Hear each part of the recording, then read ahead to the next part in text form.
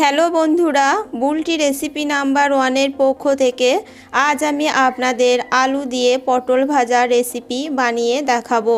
আর তার জন্য যে যে উপকরণ নিয়েছি সেগুলি দেখে নিন। এই দেখুন, আমি এখানে কিছু পটল নিয়েছি আর পটলটা এভাবে লম্বা লম্বা সরু সরু করে কেটে নিয়েছি দেখুন। আর আলুটাও আমি সরু সরু করে কেটে নিয়েছি লম্বা করে, এভাবে কেটে নেবেন। আর আলু ও পটল কেটে নেওয়ার পর পরিষ্কার জলে এটা ধুয়ে নিয়েছি রান্নার জন্য।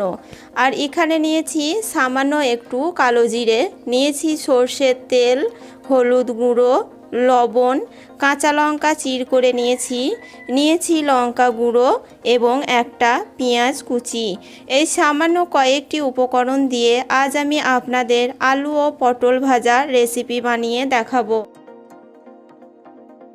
আলু দিয়ে পটল ভাজার জন্য প্রথমে আমি কড়াইতে দিয়ে দিচ্ছি সর্ষের তেল। এখানে আমি 3 থেকে 4 চামচ মতো সর্ষের তেল দিয়ে দিলাম। আর সর্ষের তেলটা দেওয়ার পর তেলের মধ্যে দিয়ে দিচ্ছি একটা পেঁয়াজ কুচি।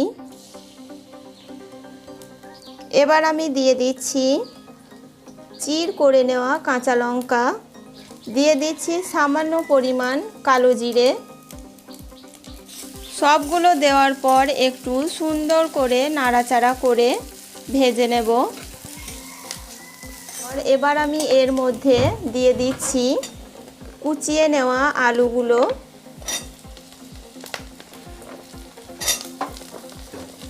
আবারও আমি নাড়াচাড়া করে নেব কিছুক্ষণ।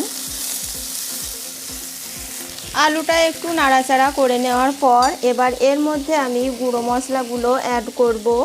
দিয়ে দিচ্ছি হাফ চামচ মতো হলুদ গুঁড়ো, দিয়ে দিচ্ছি হাফ চামচ মতো লঙ্কার গুঁড়ো।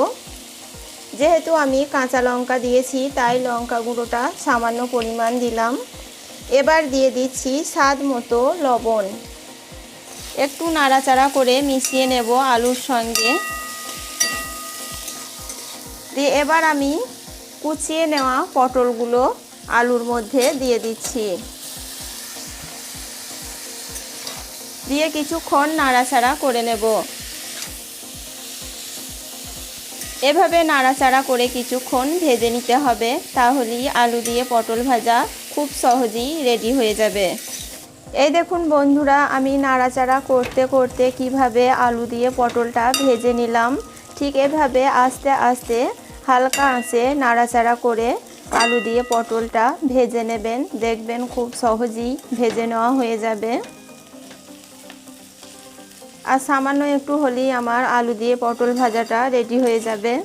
ঠিক এভাবে আপনারা আমার মতো করে ভেজে নেবেন। আর কেমন হয়েছে আমাকে কমেন্ট করে জানাবেন।